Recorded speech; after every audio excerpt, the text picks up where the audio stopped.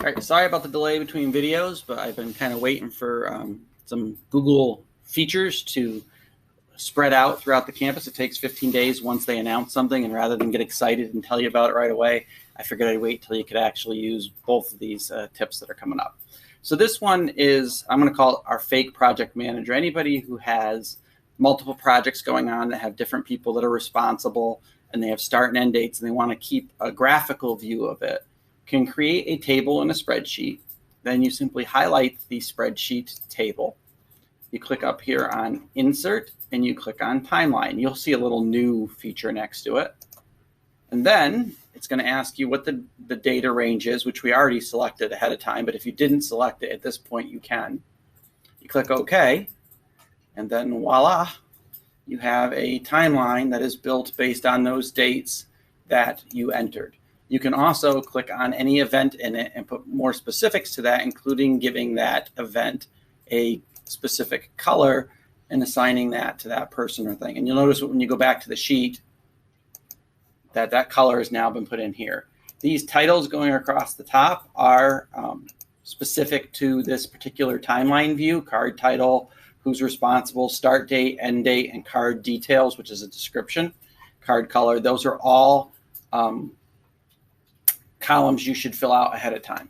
When you come into the timeline view and you're not clicked on one of the events, you do get a table over here on the side where you can make changes to that timeline view. All right, that's the timeline view in Google Sheets.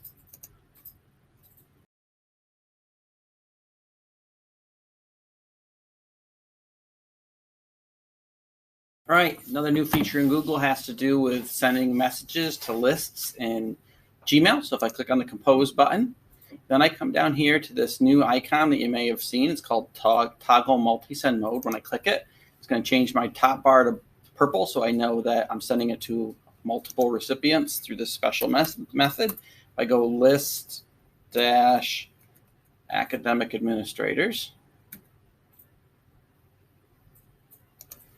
and I put test. I'm not going to actually send this to them though.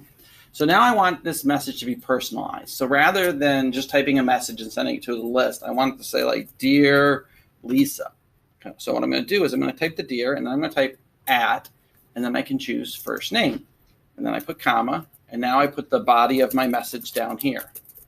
Okay.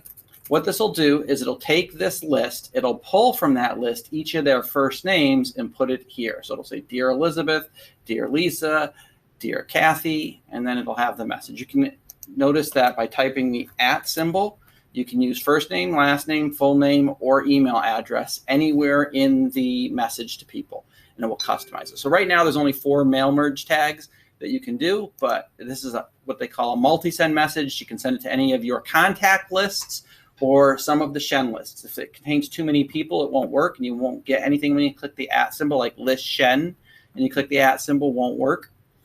They want to make it so that people can't really spam large groups of people. But if you have medium to moderate size lists, you want to personalize a message to the recipients of that, you can. It will also not work with anyone outside of Shen. If somebody from outside of Shen is included in the list, it'll give you an error message saying that you cannot send the message to people outside of Shen. So that's the new multi-send mode in Gmail.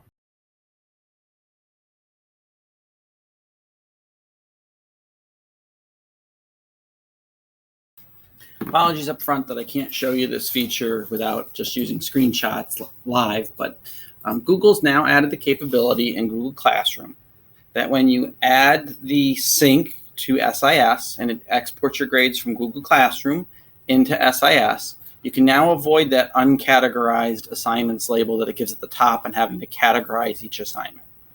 The way you're going to do that is by going into the settings for Google Classroom, adding in some categories at the very bottom of the settings screen that exactly match case sensitive the categories you have in Infinite Campus.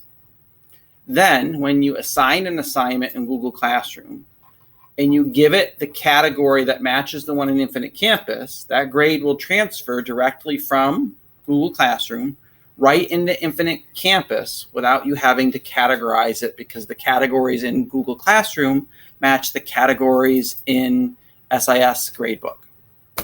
So that's one way to save you a little bit of time when transferring grades from Google Classroom into Infinite Campus.